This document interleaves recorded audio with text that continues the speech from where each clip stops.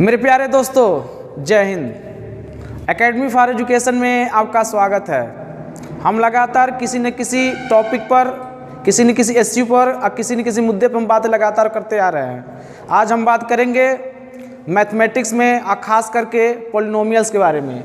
जो हमारा मुद्दा होगा, टॉपिक होगा, मैथ्स का टॉपिक होंगे मौलिक संक्रियाएं और गुणनखंड, बेसिक ऑपरेशन एंड फैक्टराइजेशन। इसके बारे में बात करेंगे। ये बहुत इम्पोर्टेंट रूल्स हैं, फैक्ट हैं और कह सकते हैं सूत्र हैं जो आपके हर एग्ज़ाम के लिए महत्वपूर्ण होते हैं या बेसिक कंसेप्ट के रूप में आते रहते हैं। तो हम आज क्या बात करेंगे, बस केवल इसी के बाद बात करेंगे। आने वाले किसी मैराथन क्लास में हम पूरा डिटेल में बात कर लेंगे। तो चलिए आज बात कर लेते हैं मौलिक संक्रियाएं और गुणनखंड के बारे में। सबसे पहले जान लेते हैं कि पॉलिनोमियल्स किसे कहते हैं। बहुपद।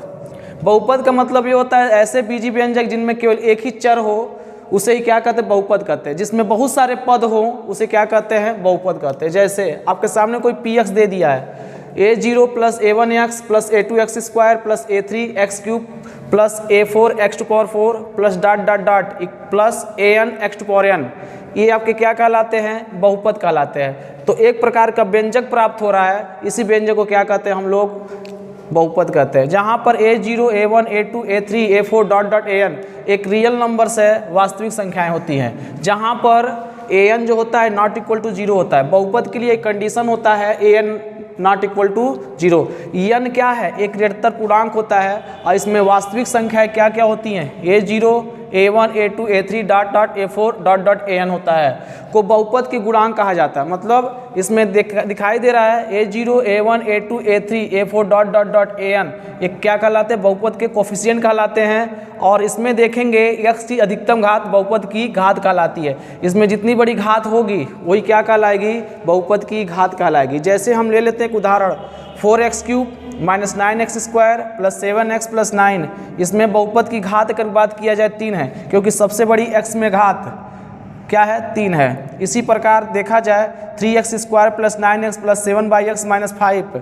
अगर किसी हर में क्या है, बट्टे में, हर में अगर x आ गया है तो कभी बहुपद नहीं होता है। या किसी भी x में या कोई भी चर राशि में अंडर रूट में आ जाता है, पावर पे क्या आ जाता है, इरेशनल नंबर आ जाते हैं, तो क्या होता है, वो कभी भी बहुपद नहीं होता है। जैसे यहाँ पे देखिए 5x square minus 7x to power 7/2 plus x minus 1, ये बहुपद नहीं होगा। क्यों नहीं बहुपद होगा, क्योंकि यहाँ पर x टू पावर कितना है, 7/2 होता है। ये कभी बहुपद बन ही नहीं सकता है।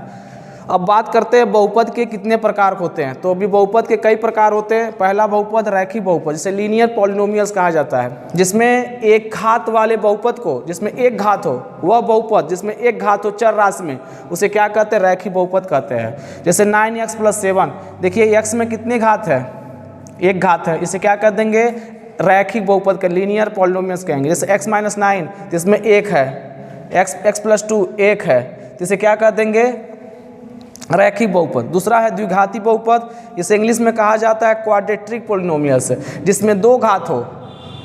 तो 2 घात वाले बहुपदों को द्विघाती बहुपद कहा जाता है। जैसे ax square plus bx plus c, यहाँ पर a b c वास्तविक संख्या है, a b c क्या है, वास्तविक संख्या। लेकिन एक बात याद रखना, एक कंडीशन क्या है, a is not equal to 0। b और c क्या होने, 0 हो सकते हैं, लेकिन a कभी भी 0 नहीं होना। अगर a 0 हो जाता तो वह क्वाड्रेटिक पॉलिनोमियल्स नहीं बन पाएगा।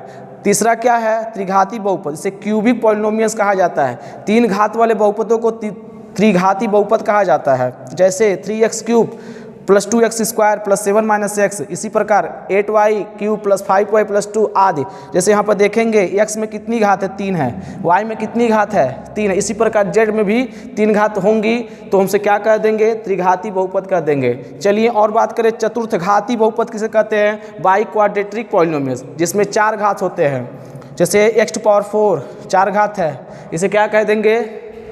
अगला क्या है कि गुणनखंड किसे कहते हैं। गुणनखंड को इंग्लिश में कहा जाता है फैक्टर। यदि किसी दिए गए व्यंजक को 2 या 2 से अधिक सरलतम व्यंजकों के रूप में क्या किया जाए, तोड़ दिया जाए, तो उसे कह देंगे कि प्रत्येक व्यंजक को, दिए गए व्यंजक को गुणनखंड कहा जाता है। जैसे a square minus b square को अगर तोड़ा जाए तो एक क्या है, a प्लस बी आएगा, दूसरा क्या होगा, a माइनस बी आएगा। तो इसे क्या कहते हैं, इसका गुणनखंड कह देंगे। गुणनखंडन किसे कहते हैं, फैक्टराइजेशन इसमें कहा जाता है। किसी दिए हुए व्यंजक को दो या दो से अधिक अभाज्य गुणनखंडों के गुणनफल के रूप में व्यक्त करने की क्रिया को क्या कहते हैं, गुणनखंडन का। जैसे हम क्या करते हैं, एक कोई इक्वेशन ले लेते हैं, इक्वेशन नहीं कोई क्या कहते हैं पॉलिनोमियस ले लेते हैं, x² - 7x + 12 ले लेते हैं और इसको हम क्या करते हैं, अलग अलग तोड़ देते हैं। जैसे x² - 3x - 4x घट जोड़ेंगे कितना आएगा, -7x + 12 और हम क्या करते हैं इसमें से x कॉमन ले लेते हैं। तो x कॉमन लेते हैं, कितना बचता है, x - 3 बचता है। इसमें -4 कॉमन लेंगे तो 4 × 4 x बचेगा, 4 × 3 = 12। अगर इसको हम x - 3 कॉमन लेते हैं तो कितना बचता है यहाँ से x - 3 और बचेगा कितना, x - 4 बचेगा। तो इसे कहा जाता है गुणनखंडन। क्या कहा जाता है, गुणनखंडन। आगे चल करके हम पूरे डिटेल में क्या करेंगे, कैसे गुणनखंड किया जाता है, कितने मेथड होते हैं, सबके बारे में डिटेल एनालिसिस करेंगे आगे चल करके। अब हम बात कर लेते हैं गुणनखंड के महत्वपूर्ण सूत्र क्या होंगे। आप बचपन से पढ़ते आ रहे होंगे कि a + b का होल स्क्वायर होता क्या है, a - b का होल स्क्वायर होता क्या। मेरा क्या बस केवल आपको अपडेट कराना है, बाकी आप जानते हैं। चलिए देख लीजिए, a + b का होल स्क्वायर होता क्या है, a² + b² + 2ab। a - b का होल स्क्वायर क्या है, a² + b² - 2ab। ठीक है, और a + b का होल स्क्वायर क्या होता है, सॉरी a + b का होल स्क्वायर -a - b का होल स्क्वायर। तो जब इसको सॉल्व करेंगे a + b का होल स्क्वायर, फिर माइनस करेंगे a - b का होल स्क्वायर, तो कितना बचेगा, सॉल्व करने के बाद 4ab बचेगा। इसी प्रकार अगर a + b का होल स्क्वायर दिया है और प्लस a - b का होल स्क्वायर दिया, जब इसको सॉल्व किया जाएगा तोड़ करके तो 2 टाइम्स ऑफ a² + b² आएगा। इसी प्रकार a + b का होल क्यूब करेंगे तो a³ + b³ + 3ab in bracket a + b।